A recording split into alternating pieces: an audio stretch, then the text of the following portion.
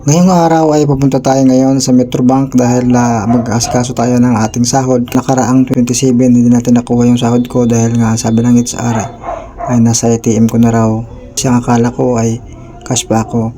Ngayon pumunta kami sa Metrobank kaya para ipaprocess ko na. Kaya banayag lang yung takbo natin hanggang sa makarating tayo. At ito na nga tayo mga kalugar. Dumating na tayo sa Metrobank. Nagtatanong na ako sa gwardiya kung saan yung pila at ngayon naghihintay ako ng ilang sandali lang.